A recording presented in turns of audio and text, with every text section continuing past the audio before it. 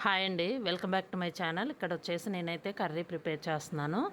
ఇంకా ఈరోజు వచ్చేసి పొటాటో కర్రీ ప్రిపేర్ చేద్దామని చెప్పేసి ఇవైతే కట్ చేస్తున్నాను. బాగా సన్నగా తీసానమాట. లేయర్లు వచ్చేసి బాగా సన్నగా కట్ చేశాను. మనకి ఆలుగడ్డ చిప్స్ ఎలా కట్ చేస్తారో లేయర్స్గా రౌండ్గా అలా కట్ చేశాను అనమాట. బాగా సన్నగా వస్తాయి అని చెప్పేసి ఇక్కడైతే పోపు అయితే రెడీ చేస్తున్నాను. పోపు అయితే వేస్తున్నాను.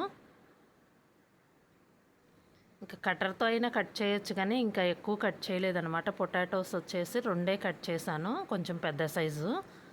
ఇంకా అవి సరిపోతుందిలే అని చెప్పేసి 2 కట్ చేశాను అనమాట. అవే ఎక్కువ అయితే ఇంకా కట్టర్తోనే వెజిటబుల్స్ కట్టర్తోనే కట్ చేద్దాం అనుకున్నాను.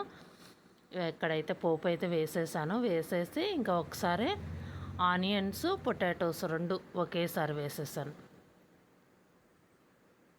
ఇదిగోండి, 2 ఒకేసారి వేసేసాను. అవే వేగుతాయండి. ఆనియన్స్ కూడా ఏంటంటే సన్నగా కట్ చేశాను. ఇప్పుడు కొంచెం పసుపు వేస్తాను. పసుపు వేసి ఒకసారి గరిటతో కలుపుకుంటే వేగుతూ ఉంటాయి.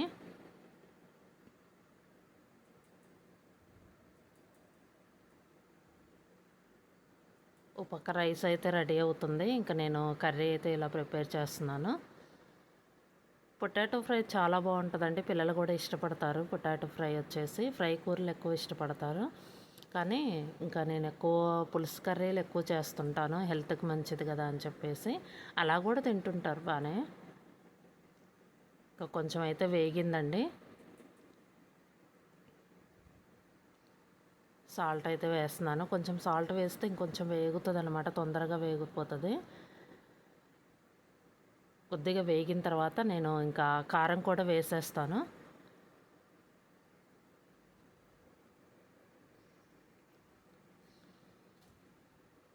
ఇదిగోండి, చాలా వరకు వేగిపోయిందండి. ఇంకా కారం కూడా వేసేసాను.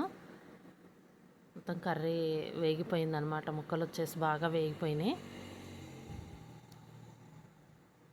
ఇదిగోండి, ఈరోజు మీల్ వచ్చేసి రైసు, అందులోకి వచ్చేసి పొటాటో ఫ్రై. ఇదండి వీడియో.